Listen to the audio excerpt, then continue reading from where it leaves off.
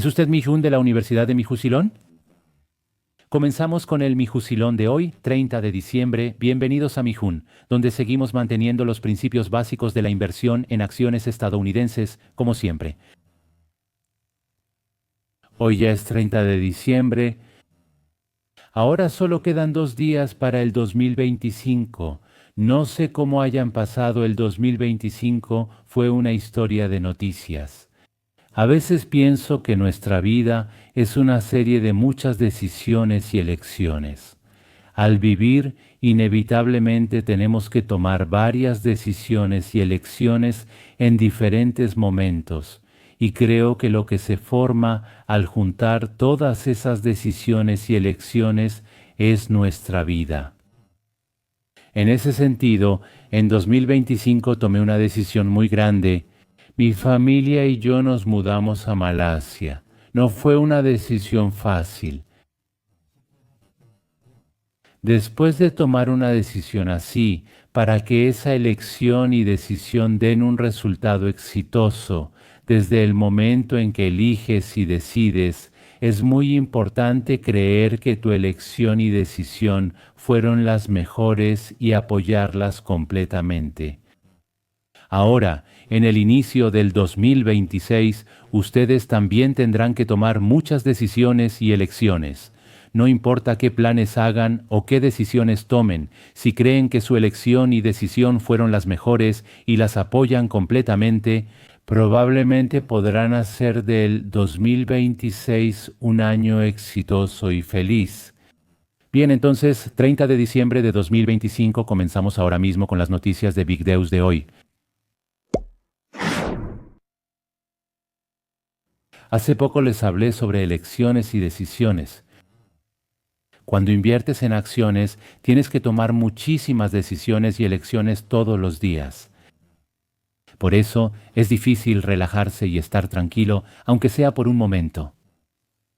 Ayer les envié un programa llamado Las 5 mejores acciones para 2026 seleccionadas por Tobni, y después de ver este programa hubo un comentario que me llamó la atención. Entre las acciones que Tobni ha pospuesto hasta ahora, hay algunas que no han subido y más bien han bajado. Por ejemplo, el Bitcoin, el Ethereum y las acciones de empresas pequeñas en realidad no han tenido un buen desempeño en comparación con las grandes empresas. Por eso esa persona comentó que no confía en Tobni y que preferiría que no subiera videos como los de Tobni. Pero bueno, no es fácil para Tobni acertar en todas las acciones y todas las tendencias. Lo importante, creo yo, es si la probabilidad es alta. En el caso de Tobni, en 2020, cuando todos los inversionistas estaban paralizados por el miedo a la pandemia y vendían todas sus acciones, él fue el único que recomendó comprar acciones. Y en 2022 también. Cuando el miedo hacía pensar que el mercado bajista duraría mucho tiempo, Tobni insistió en que había que comprar acciones. Y, de hecho, tal como dijo Tobni, el mercado bajista de 2022 fue un poco más corto de lo que mostraban las estadísticas históricas. Por eso, como esto ha pasado muchas veces, ahora que Tobni lo mencionó recientemente, Bitcoin y Ethereum no están teniendo un buen desempeño. Por eso creo que es un problema que personas sin habilidad o en quienes no se puede confiar hagan dinero de esta manera. Normalmente, si ves a los analistas de Wall Street con las mejores tasas de éxito, como el top 5 o top 10, su tasa de éxito en realidad no llega al 80%. Normalmente, si tienes una tasa de éxito de más del 70% entre los más de 8,000 analistas que trabajan en Wall Street, eso ya se reconoce como uno de los mejores desempeños. Eso significa que si recomiendas 10 acciones, 2 o 3 inevitablemente bajarán. Somos como los mejores analistas, lo puedes ver así. Yo también este sábado, ¿verdad? El 3 de enero a las 10 a.m. hora de Corea, planeo mostrar las mejores selecciones de Estados Unidos para 2026. En ese momento tampoco esperen que todas las acciones que se revelen vayan a subir. Por ejemplo, cuando revelé el top 5 de acciones de interés para la segunda mitad de 2025, de esas 5 acciones 4 subieron y una cayó bruscamente. 6 meses después, Wix.com bajó 33%. Al ver este resultado podrían pensar que no acerté muy bien. Personalmente, como las 4 acciones subieron 113, 73, 70 y 35%, quiero decir que estoy satisfecho con el resultado. Y en ese momento, al final de la transmisión en vivo, Kim In-jung y yo elegimos una acción cada uno y anunciamos cuál nos parecía la mejor como nuestro top pick. En mi caso, elegí Pearl Solar y el director Kim In-jung eligió Astara Labs en ese momento. Como pueden ver, el rendimiento de ambas acciones es muy similar y ambas han registrado un aumento de más del 70%, así que esta vez también planeamos proceder de la misma manera. El sábado revelaremos nuestras principales selecciones para 2026. De entre ellas, yo elegiré una acción y el director Kim In-jung elegirá otra. Después de 6 meses, revelaremos cuál de las dos obtuvo un mejor rendimiento. Como referencia, este es el mensaje que envié hoy al director Kim In-jung. Planeaba elegir solo 5 acciones, pero fue difícil descartar una, así que esta vez anuncié 6. Hoy haré el anuncio. El director Kim In-jung analizará estas 6 acciones en términos numéricos. De las 6 acciones, yo elegiré una y el director Kim In-jung escogerá la mejor, así que será divertido elegir. De verdad espero que muchas personas participen en el evento de Mihon Top Pick que se llevará a cabo el 3 de enero.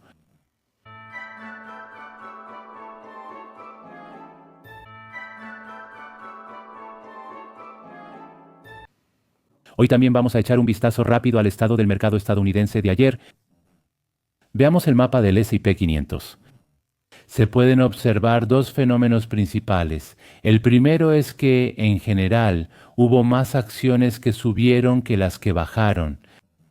El color rojo predominó en las acciones tecnológicas, así que ayer las empresas pequeñas mostraron más fuerza que las grandes. Así lo vemos. Y la segunda característica es que tanto el rojo como el verde, en general, se ven apagados. Eso significa que no hubo muchas acciones que subieran o bajaran bruscamente. Así es como lo podemos interpretar. Por ejemplo, Palantir o Tesla tienen un rojo un poco más brillante, pero las demás acciones en general se ven bastante apagadas. Como pueden ver aquí, Micron Tecnología subió más de 3 y, entre las acciones que subieron, presume el verde más brillante. De hecho, incluso viendo el movimiento de varios indicadores, no hay ninguno que haya subido o bajado significativamente. Ayer, la mayoría de los índices mostraron números negativos, pero no hubo caídas drásticas como 0.3, 0.5, 0.4, sino que fueron así. Ayer, si vemos el desempeño por sector, fue lo mismo. Hubo un poco más de sectores que bajaron, pero la caída fue muy limitada y tampoco hubo sectores que subieran de manera drástica. En cuanto al rango del mercado, ayer se amplió un poco más. A corto plazo, las acciones con buena tendencia subieron hasta un 63.6% y las que tienen una buena tendencia a largo plazo también aumentaron a un 61.6%. Así que, en general, las acciones con buena tendencia están superando ampliamente a las que no la tienen, y eso es algo positivo. En cuanto al índice de volatilidad, subió un poco en comparación con ayer y ahora está en 14.2. A pesar de eso, que el índice VIX haya caído por debajo de 15 es un valor mucho más bajo que el promedio histórico. Por eso ahora la volatilidad es muy baja y se ha preparado una base para que el mercado pueda subir poco a poco. El índice Fear and Greed cayó bastante de 55 a 49 ayer, así que el índice de miedo y codicia bajó más de lo que pensaba. Eso significa que en las acciones tecnológicas, especialmente las beneficiadas por la inteligencia artificial, todavía hay mucho miedo. Por eso, las acciones tecnológicas aún no pueden subir fácilmente. Hay muchas preocupaciones y el mercado está lleno de inquietudes. El rendimiento de los top picks de Estados Unidos ayer explica este fenómeno. La cantidad de acciones que subieron fue muy limitada. Micron Tecnología mostró el mejor impulso recientemente y ayer también subió un 3.41%, Bitmain subió 0.81%, AMD 0.29% y Google aumentó 0.02%. Bitcoin está en 80 y 7000 CRED, tecnología bajó ligeramente un 0.09%, Celestica bajó un 0.11% y Ethereum cayó hasta 2930.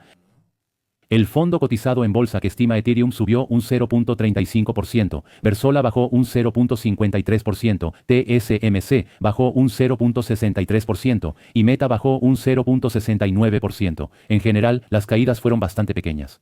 Al final, Palantir bajó un 2.40% y Tesla cayó un 3.27%, siendo estos los valores que más bajaron. Así concluyó la explicación.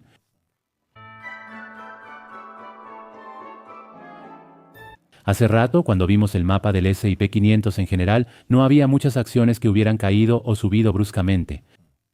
Porque en general el volumen de operaciones en el mercado estadounidense fue muy bajo y últimamente, como es temporada de vacaciones, también hay muy pocas noticias y artículos publicados por los medios.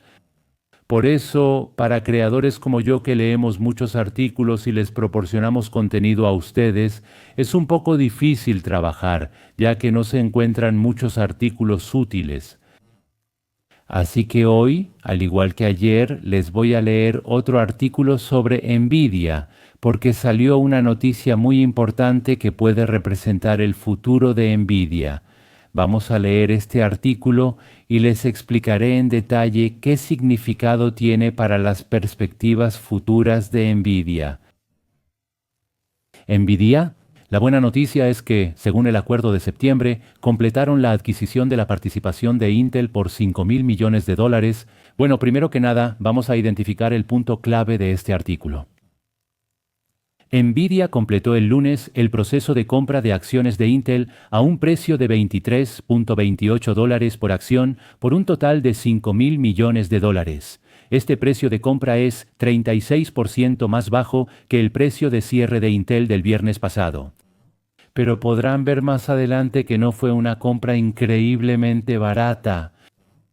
La Comisión Federal de Comercio de Estados Unidos, Comisión Federal de Comercio, aprobó esta transacción a principios de mes. Y después se finalizó ayer, así es como pueden verlo. El precio de las acciones de Intel, después de que se anunciara la transacción en septiembre, ya ha subido un 45% desde entonces.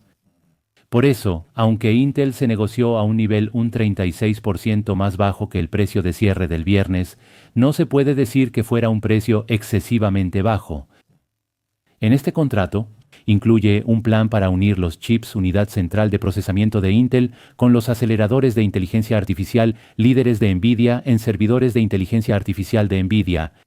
El servidor de inteligencia artificial de Nvidia que se menciona aquí se refiere a una computadora. Normalmente hablamos de centros de datos, ¿verdad? Pues la computadora que va dentro de esos centros de datos se llama servidor de inteligencia artificial. Y para fabricar un servidor de inteligencia artificial, no basta con tener solo la GPU. El acelerador de inteligencia artificial que se menciona aquí es la GPU, y junto a este acelerador de inteligencia artificial también se necesita una unidad central de procesamiento, dispositivos de almacenamiento y cables para conectar todos estos dispositivos. Por eso, al hablar de empresas beneficiadas por la inteligencia artificial, incluimos tanto a fabricantes de aceleradores como Nvidia y AMD, como a Micron, que hace dispositivos de almacenamiento, y a quienes fabrican CPUs. Empresas como Keuredo, que proveen los cables para conectar estos dispositivos, también pueden beneficiarse bastante. Así podemos entender la situación general. De todos modos, esto es similar al papel de la Unidad Central de Procesamiento Heureiseu de Nvidia y el Unidad Central de Procesamiento Vera, esperado para finales de este año. Explicaré esta parte con más detalle en un momento. Ambas compañías anunciaron que integrarán la tecnología gráfica de Nvidia en los chips para PC de Intel, lo que genera expectativa. En el futuro, todas las PC tendrán inteligencia artificial, a esto lo llamamos PC con inteligencia artificial, y finalmente existe la posibilidad de que las GPU de Nvidia se integren ampliamente en las PC con inteligencia artificial. La tarjeta gráfica integrada de Intel es vista como una debilidad constante por los clientes. Intel es un líder en CPUs, por eso muchas PC llevan CPUs fabricados por Intel, pero ahora los CPUs de Intel y las GPUs de Nvidia se combinarán en un solo paquete para integrarse en las PC con inteligencia artificial, así es como deben verlo. ¿Y la compra de acciones de esta semana? Mientras competidores como Nvidia y TSMC avanzan, Intel ha estado estancado y esta inversión le da el capital necesario. En 2021 Intel tenía el 70% del mercado de equipos para centros de datos, pero en el último trimestre cayó al 7%. La razón es Nvidia. Intel es la empresa cuya participación en el mercado de equipos para centros de datos cayó drásticamente debido a que fue superada ampliamente en la competencia con Nvidia. Ninguna de las dos compañías ha discutido si Nvidia utilizará la fundición poco exitosa de Intel para fabricar sus propios chips. Actualmente, TSMC está produciendo todos los chips de Nvidia. Los inversionistas de Intel ven esta transacción como una señal de confianza de Nvidia, la empresa más valiosa del mundo. Por eso, recientemente las acciones de Intel han subido mucho. Este año, Intel también recibió inversiones del Departamento de Comercio de Estados Unidos en lugar de fondos de la ley de chips y obtuvo fondos adicionales de Sopeuteur Baenkeu. Así que recientemente las acciones se han recuperado bastante. Bien, hasta aquí dejamos el tema de Intel. Ahora, a partir de este momento, voy a compartir mi opinión personal sobre lo que significa esta transacción para los accionistas de Nvidia, qué impacto positivo podría tener en el precio de las acciones de Nvidia en el futuro. Bien, en el artículo anterior, Nvidia ya tiene la unidad central de procesamiento Grace y Vera. Entonces, si Nvidia ya produce sus propias unidad central de procesamiento, ¿por qué querría incluir también unidad central de procesamiento de Intel en sus servidores de inteligencia artificial de Nvidia? Esto genera curiosidad, pero ¿qué dice la noticia? Ayer les informé que Nvidia firmó un contrato de licencia por $20,000 millones con Groq, una startup de chips de inteligencia artificial. En mi opinión, esto se puede interpretar desde la misma perspectiva. El artículo que les compartí ayer tiene como punto principal lo siguiente. 엔비디아는 더 이상 GPU를 판매하는 하드웨어 기업이 아니라 플랫폼 기업으로 거듭나기 위해서 많은 노력을 하고 있다. Ese era el punto clave de la historia. Ahora les explicaré el punto clave del acuerdo anunciado hoy, donde Nvidia adquiere participación en Intel. Aunque Nvidia ya cuenta con CPUs propios como Grace y Vera, la decisión de integrar CPUs en sus servidores de inteligencia artificial es relevante. No es solo cuestión de elegir productos. Considero que es una estrategia de plataforma a largo plazo para dominar el mercado de infraestructura de inteligencia artificial. Nvidia no es una empresa de unidad central de procesamiento. Nvidia es una empresa de plataforma de inteligencia artificial integral que incluye GPU, aceleradores de inteligencia artificial y hasta la pila de software CUDA. Grace y Vera Unidad Central de Procesamiento tampoco fueron desarrollados para atacar directamente el mercado de unidad central de procesamiento estos Grace y Vera. ¿Por qué hicieron unidad central de procesamiento? Es una estrategia complementaria para maximizar el rendimiento de la GPU y lograr una arquitectura de servidor optimizada para cargas de trabajo de inteligencia artificial. Lo que quiero decir es que, desde el punto de vista de NVIDIA, la unidad central de procesamiento no es el objetivo, sino un medio para lograrlo. Pero actualmente, una parte considerable de los centros de datos en todo el mundo todavía funciona con arquitectura X8. 6x86 es una arquitectura para fabricar CPUs y las empresas que la utilizan son Intel y AMD. Como saben, el mercado de CPUs todavía está dominado por Intel y AMD. Por lo tanto, la unidad central de procesamiento propia de NVIDIA, llamada Grace, está basada en la arquitectura ARM, es decir, utiliza una arquitectura diferente. Eso significa que, aunque el rendimiento puede ser excelente, para las empresas que ya utilizan software o infraestructura basada en Intel, cambiar completamente a ARM inevitablemente implica costos y tiempo. Por lo tanto, debido a estos costos de transición, no es fácil hacer el cambio. Entonces, desde el punto de vista de NVIDIA, al ofrecer productos combinados con unidad central de procesamiento de Intel, la estrategia de NVIDIA es hacer que los clientes existentes de x86 adopten sus aceleradores de inteligencia artificial GPU sin resistencia. Así se puede entender esta estrategia. Permítanme decirlo una vez más, cuando se construye un servidor, no basta con tener solo la GPU, también se necesita una unidad central de procesamiento. Hasta ahora, todas las unidades central de procesamiento en centros de datos usan arquitectura x86, así que es difícil reemplazarlas de repente por Grace, una unidad central de procesamiento basada en ARM. Por eso, para poder abarcar a todos los clientes, desde el punto de vista de NVIDIA, está bien que sus GPU se conecten con la unidad central de procesamiento Grace que ellos mismos fabricaron, o también pueden conectarse con la arquitectura x86 que hacen Intel y AMD. ¿Puedes verlo como que están mejorando esto ahora? NVIDIA mantiene Grace como la opción ideal, la más ideal, para los clientes que dudan en adoptar Grace. Al ofrecer la alternativa realista de los unidad central de procesamiento de Intel, están bajando la barrera para elegir unidad central de procesamiento y acelerando la expansión de los servidores de inteligencia artificial centrados en GPU. Así es como puedes verlo. Entonces, lo importante aquí es que, sin importar qué unidad central de procesamiento se use, la estructura siempre pone a NVIDIA en el centro de los aceleradores de inteligencia artificial, así es como debes verlo. Además, esta estrategia tiene una fuerte intención de dominar el estándar de los servidores de inteligencia artificial. Ese es el punto clave.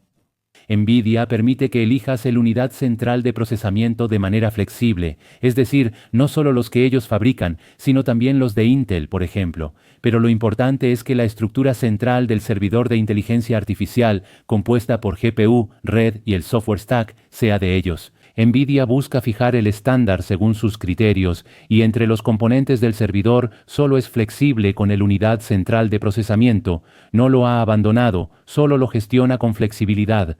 Para lo demás, NVIDIA quiere fabricarlo todo por sí mismos.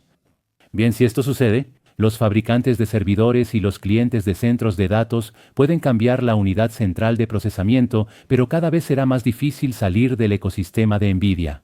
Se puede interpretar que NVIDIA está ocupando el papel de sistema operativo de facto en los centros de datos de inteligencia artificial.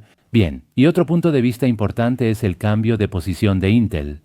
En el pasado, Intel tenía una relación de competencia potencial con NVIDIA. Como vimos, la cuota de mercado de Intel se ha debilitado tanto que ya no puede competir.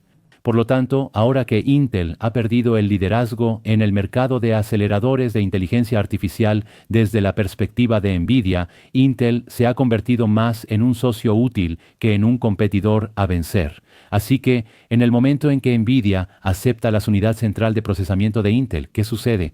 Esto puede verse positivamente, pues al bajar los costos de cambio y acelerar la adopción de la inteligencia artificial, NVIDIA podrá aumentar la penetración de sus GPU. Entonces la esencia de esta decisión es muy clara, ¿verdad? ¿Por qué NVIDIA eligió la unidad central de procesamiento de Intel? Esto es parte de un gran plan para que ellos tomen completamente el control del mercado de servidores de inteligencia artificial y centros de datos. ¿Recuerdan el trato de NVIDIA Heuroqueu que les compartí ayer? Bueno, les dije que este trato es una señal de que NVIDIA está llevando su modelo de negocio a otro nivel para asegurar el liderazgo en la era de la inteligencia artificial a largo plazo. Combinar los unidad central de procesamiento de Intel con servidores de inteligencia artificial de NVIDIA puede interpretarse igual. Entonces, si esta estrategia de expandir el ecosistema de esta manera se repite, el mercado ya no verá a NVIDIA como una empresa de GPU y empezará a considerarla como una empresa de plataformas que define el estándar de la infraestructura de inteligencia artificial. Bien, aquí la palabra evaluación se refiere a la evaluación. Normalmente decimos que el precio de las acciones es el resultado de las ganancias multiplicadas por el múltiplo, ¿verdad? Bueno, la evaluación de una empresa de semiconductores y la de una empresa de plataformas es muy diferente. Por ejemplo, Palantir tiene un múltiplo muy alto, ¿verdad? La razón es que Palantir no es una empresa que fabrica hardware, sino una empresa de plataformas. Si Nvidia deja de ser solo una empresa de GPU y se vuelve una de plataformas, esto sentaría las bases para que su valoración aumente respecto a ahora. Así concluyo mi explicación.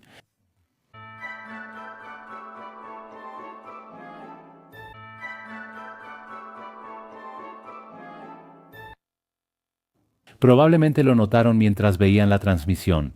Todavía hablo un poco raro, como les mencioné ayer, me salió una especie de bulto en la lengua y me duele bastante al hablar. Así que hoy también terminaré un poco más temprano. El último contenido de hoy es el video sobre acciones estadounidenses. El profesor Jeremy Siegel, quien trabaja en la Universidad de Wharton, aparecerá. Entonces, ¿qué opina el profesor Jeremy Siegel? Creo que sería bueno que revisaras directamente el video doblado para ver cómo ve las perspectivas para 2026. Esto es todo para las noticias de Big Tushin de hoy, 30 de diciembre. Agradezco a todos los que nos acompañaron hasta el final de la transmisión de hoy. Nos veremos mañana, 31 de diciembre, en la última transmisión de 2025. Ánimo a todos hasta el día en que todos podamos jubilarnos invirtiendo en acciones estadounidenses. Que tengan un día feliz. Muchas gracias.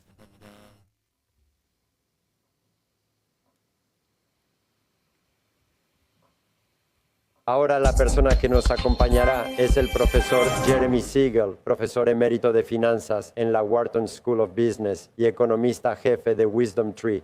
Me da gusto verlo, le deseo un feliz año nuevo y que pase unas felices fiestas de fin de año. Muchas gracias. Durante el último año ha sido un buen momento para tener una perspectiva positiva sobre la economía estadounidense, ya que con la economía más sólida del mundo, el mercado de valores también ha disfrutado de un entorno favorable.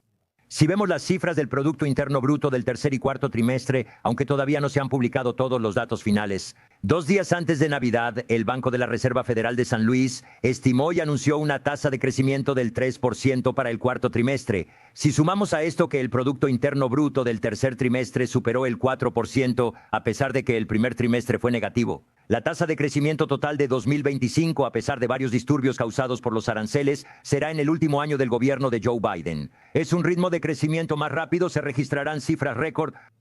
Ese es el trasfondo económico general, sobre todo en el mercado de valores, ¿no? No estoy seguro si el rendimiento de este año es del 19% o del 18%, pero no se puede descartar la posibilidad de que el índice S&P alcance los 7,000 puntos antes de fin de año. Eso significa que podría ser al menos el tercer o tal vez el cuarto año muy bueno. Al menos parece claro que es el tercer buen año, ¿verdad? Sí, también lo pienso sobre el próximo año.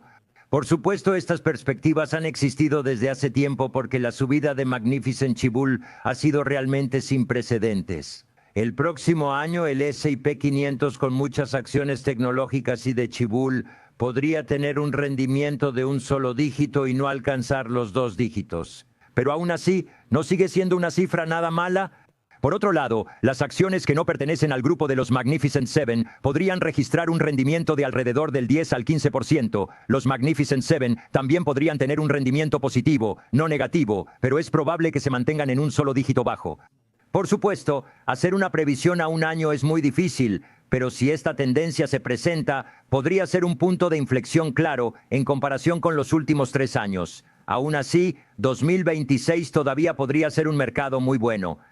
En general hay muchos factores positivos y motores que impulsan hacia adelante, pero en enero hay algunos obstáculos importantes. Uno es el posible problema de cierre del gobierno que podría surgir de nuevo, y otro es la posibilidad de un anuncio sobre qué decisión tomará la Suprema Corte de los Estados Unidos respecto a los aranceles. Además de esto, también existe la posibilidad de que el presidente anuncie al próximo presidente de la Reserva Federal. Estos son asuntos tan importantes como los indicadores como el Producto Interno Bruto, los resultados corporativos y los márgenes, y la mayoría de estos temas probablemente se aclararán en enero. El problema del cierre del gobierno debe resolverse o decidirse si se extenderá dentro de ese mes, y es muy probable que los otros 2 asuntos también se anuncien. Así que, aunque hay que superar algunos obstáculos, si pasamos bien por este proceso, creo que el próximo año también tiene muchas posibilidades de ser un año positivo. Al iniciar el año, suele mencionarse como pronóstico el rendimiento promedio anual del S&P 500 de 7 u 8%. Lo escuchamos frecuentemente. Pero en realidad, en lugar de moverse exactamente en ese promedio, muchas veces sube mucho más o incluso hay años en los que baja. Muy rara vez se escucha una predicción de que el año será negativo, pero sinceramente no recuerdo la última vez que alguien predijo públicamente que sería negativo. Algunos lo hacen, pero si haces una predicción muy diferente al consenso del mercado, solo hay dos resultados: o te equivocas completamente o te conviertes en un héroe. En última instancia, predecir o no es una decisión personal, como decir, esta vez me arriesgaré mucho. Por eso a veces hay personas que realmente hacen predicciones que se desvían mucho del consenso del mercado. Algunos incluso dijeron esto: la idea es suponer que los múltiplos de valoración siguen igual y calcular el alza potencial del S&P 500 solo según el crecimiento de las ganancias por acción en los próximos 12 meses. En ese caso, ¿cree que sería posible obtener rendimientos de 2 dígitos? ¿Qué opina al respecto?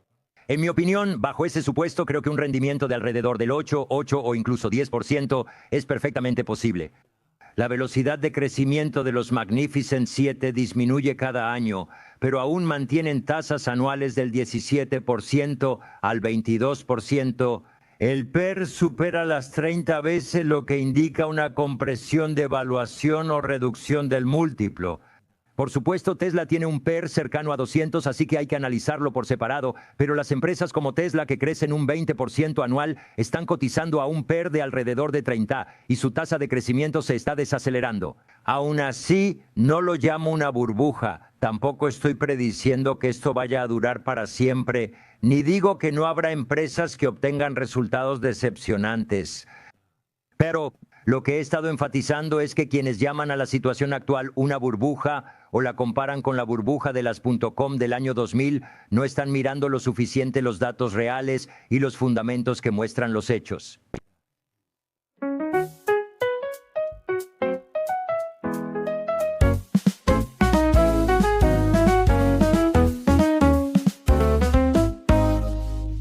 Por favor, suscríbanse al canal.